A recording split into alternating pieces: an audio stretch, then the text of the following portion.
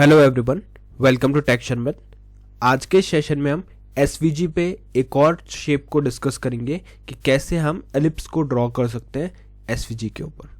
ठीक है, इससे पहले वाले सेशंस में हमने देखा कि कैसे हम रेक्टेंगल ड्रॉ कर सकते हैं, कैसे हम सर्कल ड्रॉ कर सकते हैं, उनके इंपॉर्टेंट पैरामीटर एट्रीब्यूट्स, ये सब हम डिस्कस कर चुके हैं। तो ये जो सेशन रहेगा उसी के कंटिन्यूशन में रहेगा। यहाँ पे बात करेंगे एलिप्स की, कैसे एक एलिप्स को ड्रॉ किया जा सकता है, कौन कौन से एट्रीब्यूट्स हमें इसमें पास करने होते हैं, क्या उनका बेनिफिट होता है, ये सारी चीज़ें अपन इस सेशन में डिस्कस करेंगे। बट सेशन शुरू करने से पहले जस्ट एक रिकमेंडेशन है कि अगर अभी तक आप लोगों ने पहले वाले सेशंस नहीं देखे हैं तो आप पहले उनको देख सकते हो, क्योंकि ये जो पूरी प्लेलिस्ट है एक प्रॉपर सीक्वेंस और सिंक में है।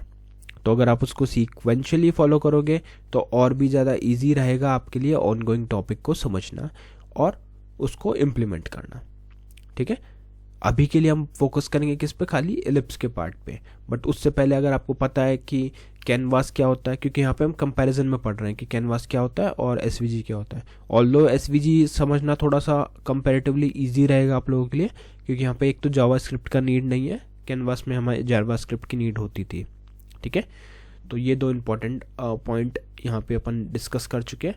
तो इसलिए पहले वाले सेशन देखने से आपको आइडिया हो जाएगा कि कैनवास में क्या था, यहाँ पे फिर क्या नहीं है, कैसे दोनों में डिफरेंस है, क्योंकि दोनों हम ग्राफिक्स ड्रॉ करने के लिए यूज़ करते हैं, राइट। ठीक है, तो अब बात करें कोड की, तो बहुत ही सिंपल सा कोड हमने यहाँ पे लिख के रखा हुआ है, जहाँ पे टाइटल लिखा हुआ है हेड सेक्शन के अंदर और एक हेडिंग दी हुई है HTML बाय टेक शर्मत। अब इस हेडिंग के बाद में हम देंगे H2 हेडिंग, और इस H2 हेडिंग के अंदर हम क्या देंगे, आज के जो मेन टॉपिक है उसकी हेडिंग। तो आज का टॉपिक रहेगा process to draw ellipse, draw an ellipse on SVG. जिन्हें नहीं पता एसवीजी क्या होता है, एसवीजी होता है स्केलेबल वेक्टर ग्राफिक। क्लियर हो गया यहाँ तक कि हम क्या बनाने वाले हैं, हम बनाने वाले एलिप्सिस और किस पे, एसवीजी पे। ठीक है, इसका अगर आउटपुट देखेंगे तो वो कुछ इस तरह से हमें दिख रहा है, process to draw ellipse on SVG.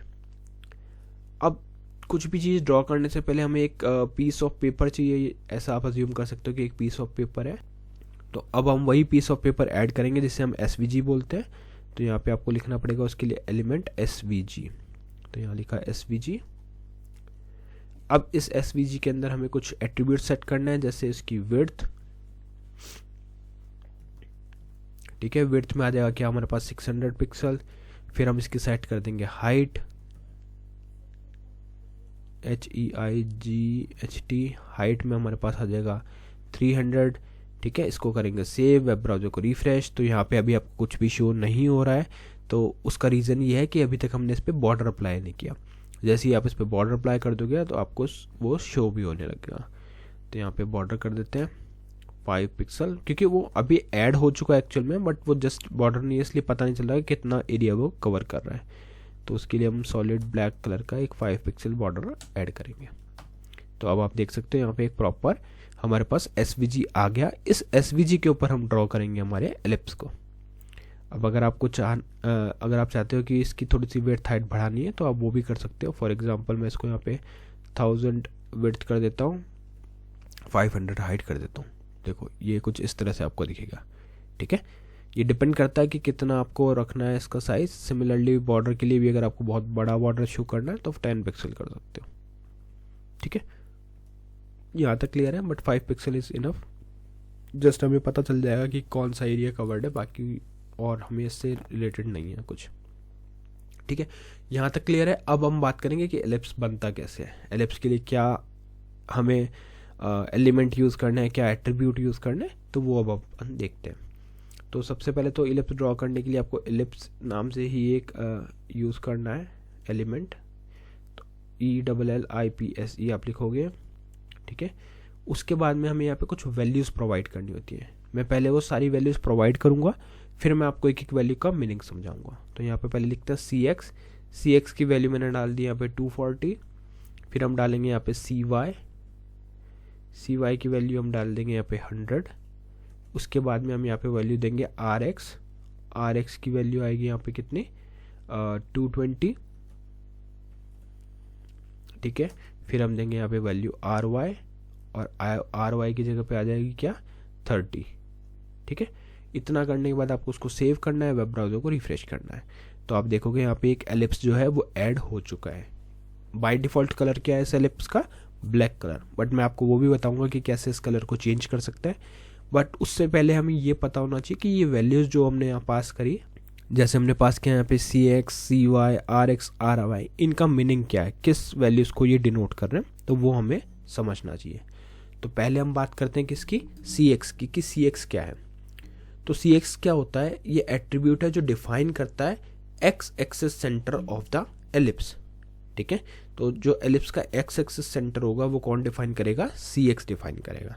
जैसे यहाँ पे हमने डाल रखा है 240, तो अब इस 240 की जगह पे अपन अगर वैल्यू चेंज करें, अभी देखो ये यहाँ पे आ रहा है, यहाँ पे हम इसको कर देते हैं 440, सेव किया, रिफ्रेश किया, तो जैसे मैंने इसकी वैल्यू चेंज की तो ये एक्स एक्सिस पे मूव करने लगा एलिप्स।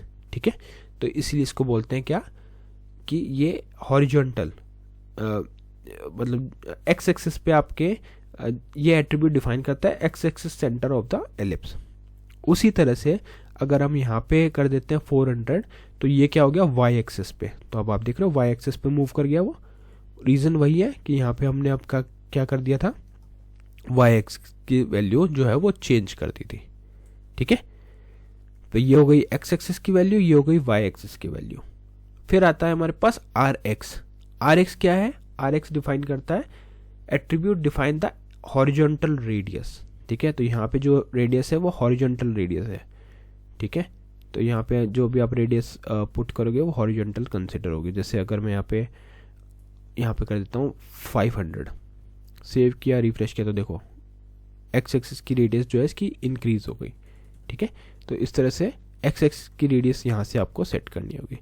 फिर आता है हमारे पास आर वाई, ये क्या डिफाइन करेगा, वाई एक्सिस की रेडियस। देख रहे हो वाई एक्सिस पे ये कैसे मूव कर रहा है, जैसे मैं इस रेडियस को चेंज कर रहा हूँ तो ये मूव करता जा रहा है। यहाँ पे भी अगर अपन इसको 500 कर देते हैं तो ये ऐसे मूव करेगा।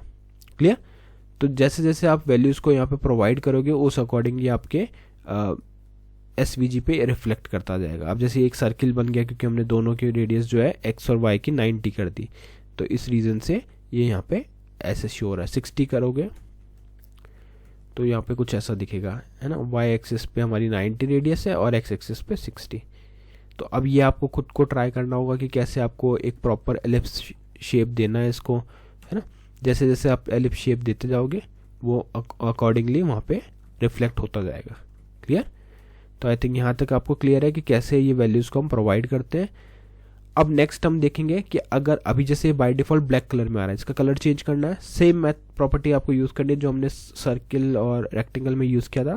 फिल में आप डाल देना कलर का नेम, तो ये ब्लू हो गया। अब इसको बॉर्डर देना है तो स्ट्रोक लिखेंगे, स्ट्रोक में हम वैल्यू दे देंगे यहाँ पे रेड। सेव किया तो एक बहुत ही थिन रेड बॉर्डर आपको दिख रहा है। इसकी विड्थ चेंज करनी है तो आप यहाँ पर डालोगे स्ट्रोक विड्थ और वो डाल देते हैं 10। सेव किया तो अब 10 पिक्सल्स का आपको एक बॉर्डर भी यहाँ पे शो हो रहा है।